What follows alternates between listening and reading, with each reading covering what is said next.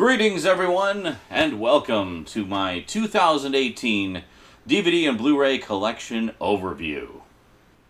Okay, so this time we're going to be checking out the first full shelf here. So this has a pretty good selection of stuff. This is where I got all my sci-fi horror, which blends into some cult sci-fi horror, post-apocalyptic, franchises, and a little bit of body horror just to kind of end things off. So let's check it out.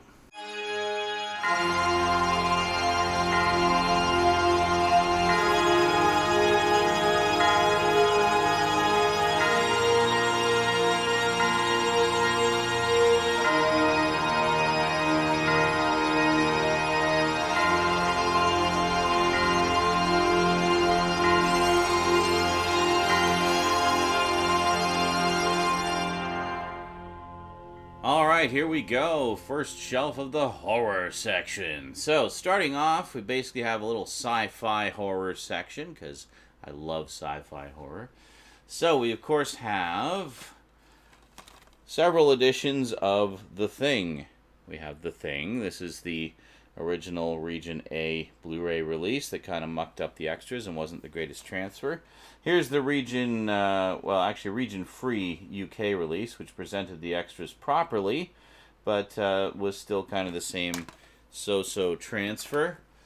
So then here we got the Shout Factory, the Scream Factory release, which corrected a lot of the problems, but the color timing was a little bit off. It does, however, present all the extras properly and has some new stuff. So then finally, we got this beautiful, sadly Region B locked edition of The Thing from Arrow Video, which is actually a brand new 4K transfer, fixes all the problems with all the previous releases, and has a butt ton of extras. This is just fantastic. If you can play Region B ones, this is the definitive edition. This is the one you want right here. And then we have the 2011 prequel. Yeah, I've already said a lot about that one. I'm not going to repeat myself. Now, next up we have the Alien Anthology. So this is all four of the original movies. Loaded with extras. Basically everything that was in the Alien quadrilogy set is on here, with some significant differences. The producer's cut of Alien 3, for example, has had all the footage cleaned up and all the audio properly mastered and everything, so it's actually basically a near perfect version of that. So really good stuff. Love the Alien movies. And then we have Prometheus, which I know a lot of people are divided on. I did some pretty extensive reviews of these movies a few Halloweens ago. And then we have Alien Covenant, which I actually still have yet to watch. And when I do, I will be sure to film a review of it, because I imagine you guys are wanting to know what I think of it after all my comments about the other ones. And then we have one of my other all-time favorite sci-fi horror movies. We got Event Horizon. Great stuff. Love it. And then, because it was essentially inspired by all three of the previous sort of sci-fi universes, we have Dead Space Downfall, the prequel movie that ties into the video game with the same name. Quite a nice slipcover here too. You can see it's all textured and everything. It's quite nice. I actually really liked this animated movie a lot. And then when the second one came out, we had a second animated movie, Dead Space Aftermath, which actually presented several stories, several people, and the horrible things that happened to them. And it also has several different animation styles, which some you might like, some you might not. I actually really liked it, personally, and some of the stories are downright heartbreaking in that. And then we have Predators, the only Predator film I actually have on Blu-ray. I have the first two. I have the special edition DVDs, which are down in the DVD section, which we'll see those when we actually get to the DVD section at the end of the horror section here. I should mention also, I have the special anniversary editions. This is the 35th anniversary edition of Alien. I did a closer look at this, as well as this one here. This is the 30th anniversary edition of Aliens. Very nice. Basically, the on-disc content is all the same as what you get in the anthology set, but I just got them because they're nice little collector's editions, and these are easily my favorites out of the franchise. I'm just going to move these down here while we look at some of the other stuff. And then we have a sadly, just so underrated sci-fi horror film. We have Pandorum. I love this film.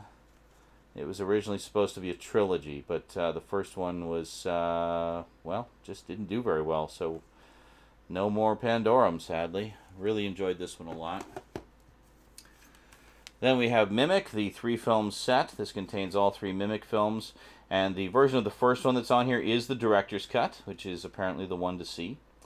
It's quite good. I still have to watch the second and third. I really enjoyed the first one, though. Then we have Species, the original Species. I think Scream Factory actually has a special edition of this out. I should really upgrade that. I've never seen any of the sequels. I actually did see this in the theater, though. Great to see some of more of H.R. Giger's work brought to life on the big screen. Then we have one of my all-time favorite low-budget sci-fi horror movies, The Alien Factor. This is just fantastically awful in all the best ways. I love this film so much. This scared the shit out of me as a kid. Now I enjoy it for the cheese factor, of course. Then we got a double bill from Mill Creek. We've got Deep Rising and The Puppet Masters. Very nice. And because Donald Sutherland is in The Puppet Masters, we have a little Donald Sutherland section here. We have Invasion of the Body Snatchers, the 1978 remake.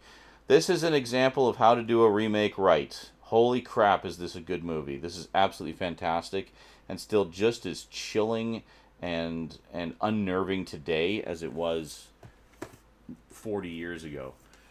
And then we have The Invasion, which is kind of a modern take and reinterpretation of the Invasion of the Body Snatchers concept. I still need to get the 1950s original. I've seen it like many years ago, but I still need to get that. And there's apparently another version from the 90s as well.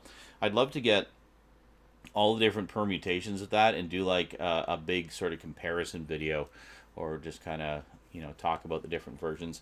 And then we have The Faculty, which is actually Robert Rodriguez. I didn't realize this is one of his movies. It's one of the few of his movies that I haven't seen. Might be thinking, well, why isn't it in your Robert Rodriguez section? I don't know. It just isn't, okay? Because I thought it had more to do with this than that. I mean, he has certain films that have a certain flavor, like a certain distinctive Robert Rodriguez-ness to them. Those are the ones that are in that section, like El Mariachi and all those kind of things. But anyway, so we got Day of the Triffids. This is the 2009 miniseries version. I'll just say briefly, this one still remains my favorite. This is the 1981 BBC miniseries version, and I think this still remains as the definitive adaptation in a lot of ways. The 2009 one kind of takes things in a slightly different direction and, I don't know, reinterprets some things, modernizes some things, and I didn't quite agree with some of the directions they went in with it, but whatever. And then we have Season 1 of The Twilight Zone, which will actually be making a reappearance when we do the TV shows, the horror TV shows. I mean, this, you could classify this as sci-fi or horror, really. I mean, there's so many different elements to it. But, what needs to be said about The Twilight Zone? It's amazing. Then we have Death Race 2050. We're kind of getting it. This isn't strictly horror. I've mentioned this before. I'll mention it again. I kind of classify cult films in the same section as horror. I kind of put it all together. In particular, stuff like this, like sci-fi sort of cult stuff. So this is kind of a sequel / remake to the original Death Race 2000, which I have in my little Roger Corman section here. We've got the original Death Race 2000. This was sent to me by a viewer, and this was the first of the Roger Corman's Cult Classics collection that I got. What a fun movie. I can definitely see why this is so beloved. As the cult classic it is. It was just such a blast. I really enjoyed it a lot. I haven't seen any of the remakes or revisits. I just kind of, just the original. I know there was another few remakes starring Jason Statham, or at least he was in one of them, but I haven't seen those. And another one from the Roger Corman collection. We got Star Crash, which is a wonderful kind of Star Wars knockoff. Also co-stars David Hasselhoff, pre-Knight Rider. Great stuff. Battle Beyond the Stars, which is often said to be a Star Wars knockoff. I mean, it was basically a blatant cash-in on the Star Wars craze at the time. However, it's actually more of a sci-fi remake of The Magnificent Seven. So, lots of fun. Really enjoyed that one a lot. Galaxy of Terror, which I actually did a review of a couple of Halloweens ago. Loved this movie. This Blu-ray was actually the first time I'd seen it. And it almost instantly became a favorite. It's just really good. And we got Humanoids from the Deep. These Shout Factory editions of these Roger Corman films are fantastic. If you're a fan of any of these movies, you definitely owe it to yourself to pick up these editions. Forbidden World, which actually has an alternate cut as well. Where is it here? Yeah, it has the alternate cut, the mutant cut. One of which is, I think that's the extended version. And then getting into some post-apocalypse stuff. So I have a little post-apocalyptic section. I'd really like to get more films for this section. We have Damnation Alley. This one is so good. Really like this one a lot. Exterminators of the Year 3000, which I actually used to have on VHS many years ago. And that was where I first saw it. And of course, what post-apocalyptic collection would be complete without Mad Max? This is the Scream Factory Collector's Edition, which of course has the original poster art on a reversible cover.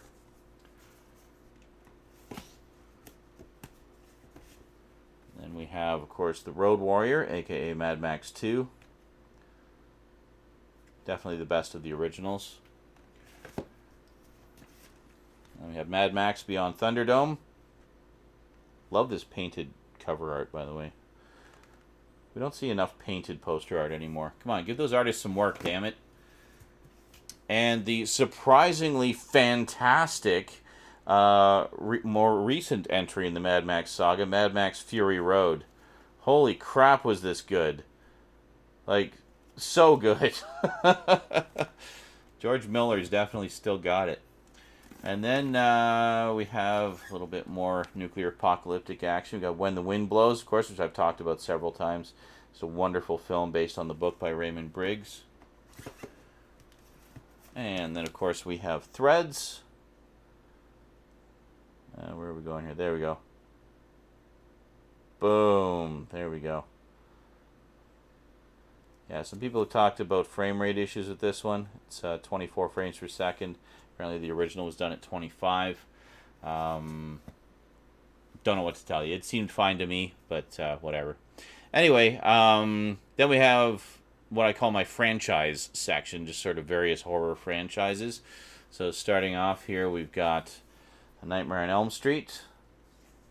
I reviewed every single one of these movies in Halloween's past. This was my horror franchise growing up. I love these movies so much. And then we got Freddy vs. Jason, basically the last appearance of Robert Englund as Freddy.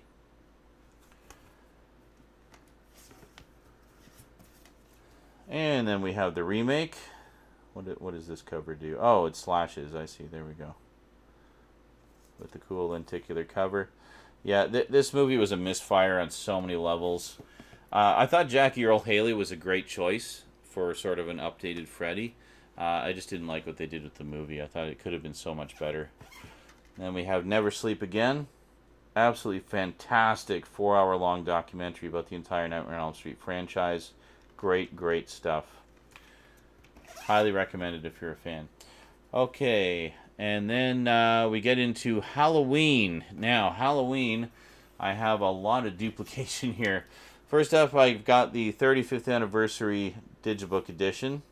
This is very nice. And those of you wondering, yes, I will finish the Halloween movie reviews at some point. I don't know when, okay? I'll do them eventually. And then we have the Halloween 2 standalone edition from Scream Factory. Very nice. Has the original poster art as well. There we go. Halloween 3, which I'm really happy to see, has actually got some long overdue respect in recent years.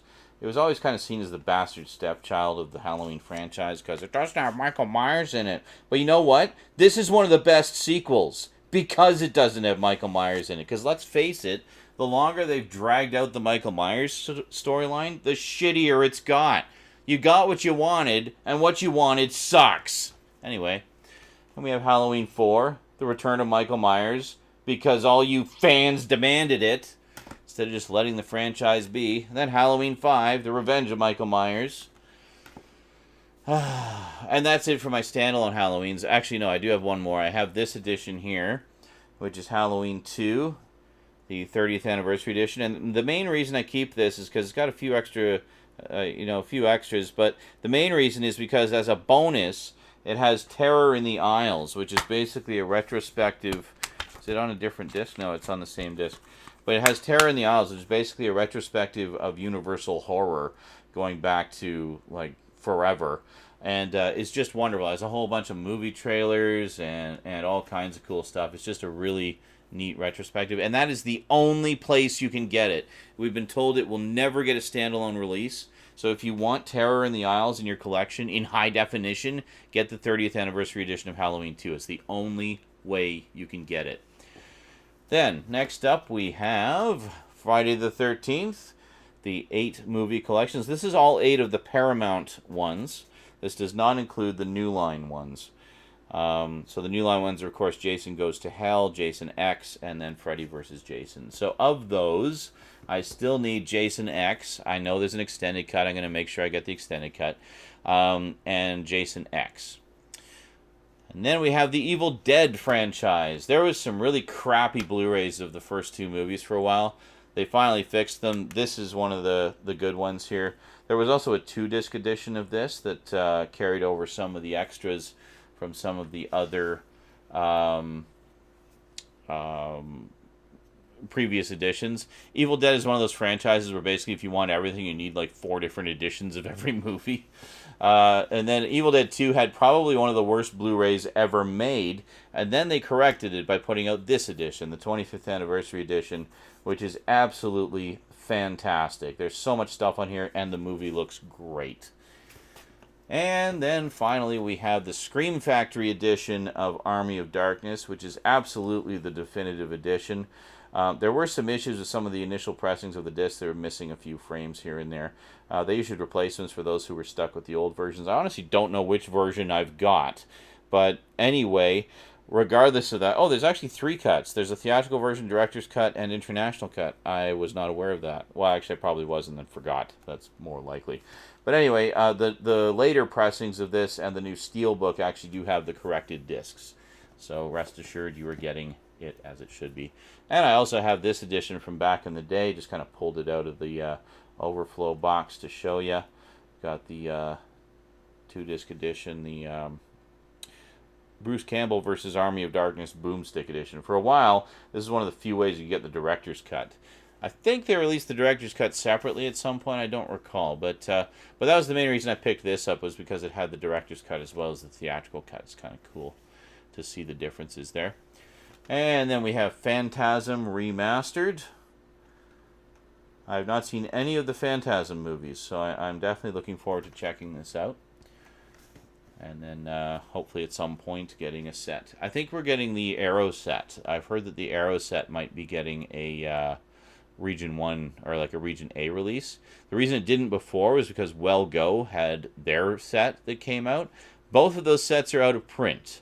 So the Well Go and the Region B Arrow set. So I've heard that we might be getting a domestic release of the Arrow set, which is pretty cool.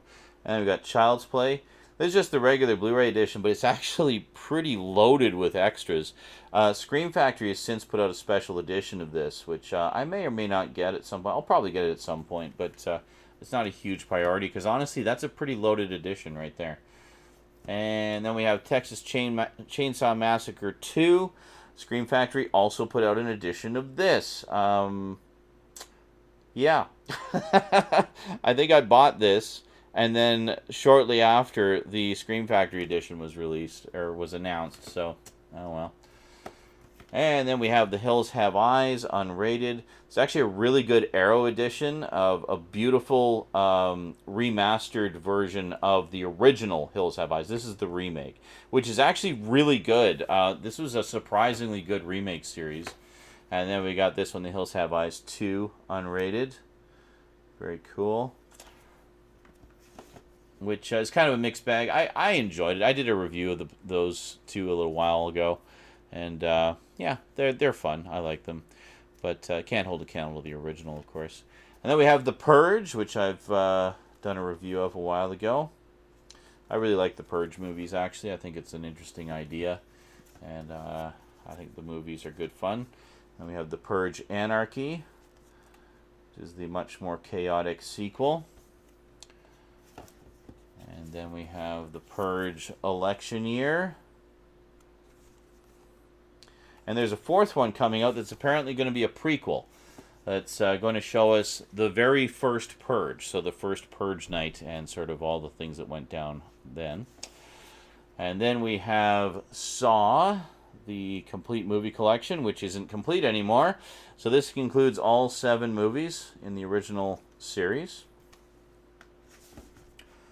Which I really like, actually. I mean, as convoluted as it gets as it goes and ridiculous, I still really enjoy it. I like the ongoing story in there. And then we have Jigsaw, which I still have to watch, actually.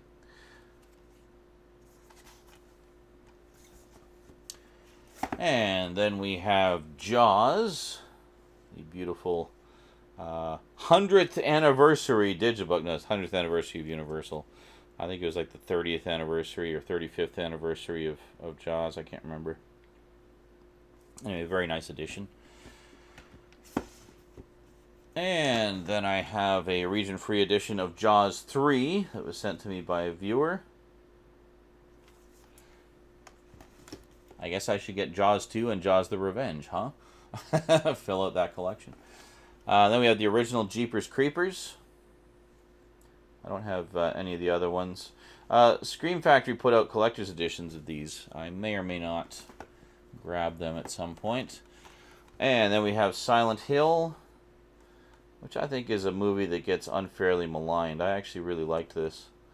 I thought it really captured the essence of, the spirit of Silent Hill, even if they changed the story around. And Silent Hill Revelation, 3D edition. Same with this. Actually, I really liked this too, especially how they did the nurses. They did a fantastic job on those. But I don't know. I enjoyed both movies, so sue me. And then we have When a Stranger Calls and Happy Birthday to Me. So basically getting into my little slasher section here. Why isn't Halloween and Friday the 13th in there? Well, because they go in the franchise section, okay? Just, there you go. Anticipating the comments. It's always fun. Now we have Zodiac. There you go. Very nice addition to that one. And Maniac.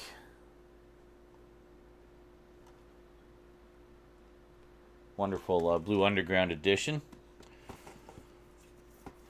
And My Bloody Valentine 3D. And this is... Yeah, that's what I thought. This is actually Anaglyph 3D and gives you 3D glasses. Interestingly enough, it was the same thing with... It says 4 pairs of 3D glasses included. I only see 2. Oh, and look, Saw 6 is coming out. Awesome. Let's check that out. When it comes out 12 years ago. I was going to say Friday the 13th Part 3 is also in Anaglyph 3D. I watched about half of it in 3D, and honestly, Anaglyph 3D gives me a headache after a while. Well, it doesn't even give me a headache. It just kind of... I don't know, it's hard to describe. I find it difficult to watch for long periods. Polarized, which is what you get in theaters, the so-called Real D, I have no problem with. I can watch that for hours and hours and hours with no issues. But the Anaglyph stuff... Also, the Anaglyph, because it's red and blue, basically messes up the color, and that's just annoying to me. So, with Friday the 13th Part 3, I watched the first half in 3D just to kind of check out some of the 3D effects. And to be honest, for Anaglyph, it works really well. They actually did a nice job of it. But and to see some, and there's a lot of 3D gags in it too, which is a lot of fun, especially being early, like being 80s 3D, where they really punched up the gags a lot more than you see now. So it was a lot of fun. And then we have a small section of body horror here. We've got Starry Eyes, which is a very strange film, but also very affecting. Very, very interesting. Well done. Videodrome. Nobody does body horror like Cronenberg, man. There's a reason why his name is used as a running joke in Rick and Morty for horribly mutated creatures. And then finally we have Society, Beautiful Arrow Special Edition. It's basically the ultimate body horror, which I still have yet to watch, actually. It was recommended to me by Skinslip. Now, just before we go, we've got a few box sets to look at here that kind of tie into the franchise section. So first up, I'll just show you this one here. This is Ringu, Anthology of Terror. Very cool. So this is all 4 of the original Ringu movies, and Ringu, of course, is the movie that The Ring was like an American remake of. So, so this gives you the originals. So you got Ringu, Raisin, Ringu 2, and Ringu 0. And I haven't watched these for quite a while, but I remember really enjoying them. But really interesting stuff. They definitely take things in some strange directions with that. And then since we took a look at the Halloween ones, I of course have the Halloween box set of all of the movies. So it's all 10 movies from the original all the way up to the 2 Rob Zombie remakes. There's a beautiful Scream Factory set. There's sort of a cut down version you can get of this without all this fancy schmancy packaging. And I think it's missing 1 or 2 extras, discs or something like that. But this is a really, really nice set that I just had to grab, because I mean there was still a bunch of originally when I got this set I had only seen the first 6, and I had only seen the theatrical version of 6. I had not seen the producer's cut, so these 4 here were all new to me, and yeah, so good stuff. And then since we were talking about the Evil Dead here, I'm gonna make you cry in a minute, just hold on a second. So first up we have the Evil Dead Ultimate Edition. Now remember how I mentioned the Blu-ray also had a 2-disc edition? Well, a lot of the additional extras that were on that second disc are from this set. So basically, if you have this set and the single-disc Blu-ray, you've got everything that was in the 2-disc version. So, pretty cool stuff. And then, of course, we have the Book of the Dead edition. Yes, which I've shown many times. And now I hope you got a box of hankies ready. We got the Book of the Dead edition of Evil Dead 2, which battery's dead there. And if you look on the side, yeah, you can see this is completely falling apart. Basically, the rubber dried out, and it's just been flaking off, and it's slowly disintegrating. It's really depressing. Still smells funky, though. And you know what it smells like? Like those old Halloween masks. Well, I guess even new Halloween masks. It has that Halloween mask smell, that same kind of rubber.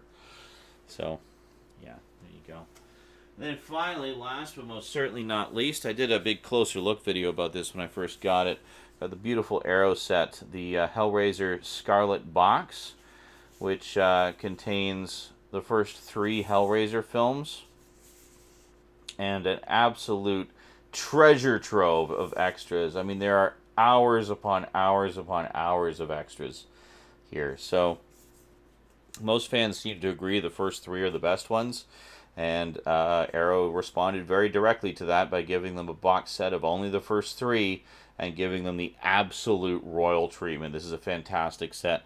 I still to this day have only ever seen the first Hellraiser, so I'm going to really enjoy rewatching that for the first time in years. Last time I owned it was on VHS, and I've never seen the second. I've never seen any of the sequels, actually. I've heard the 4th one's actually pretty good too, so I'm probably at least going to pick that one up just to kind of add to this collection, or to have as a companion to it, rather. But yeah, good stuff. So there you go. So that is the Sci-Fi a couple of Donald Sutherlands, Roger Corman, post-apocalyptic stuff, franchises, body horror, and there you go. Shelf number 1, complete. So there you go. So I'm sure you'll agree, quite a few hours worth of quality thrills, chills, and scares. Alrighty. So next time we'll be taking a look at this shelf here, which is kind of a special one because this is almost entirely Scream Factory stuff. You know, Shout Factory's horror and cult label. Yeah, as you can see, I've amassed quite a few of them over the years. This isn't even close to all of them either. This is maybe a third of all the titles that are available, if even that. They put out so many in the past few years. Just a great, great label. So I hope you'll check that one out and take a look at which ones I've got. And yeah, so until then, thanks for watching. Big thanks to my Patreon sponsors, and I'll see you next time. Sayonara.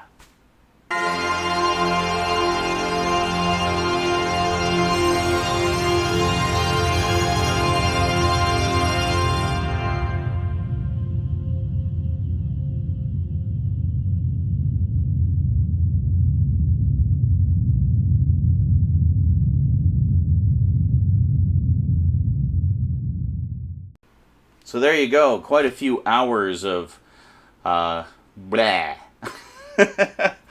So there you go, I'm sure you'll agree, quite a few hours of quality horror there. And some sci-fi stuff as well. Yeah.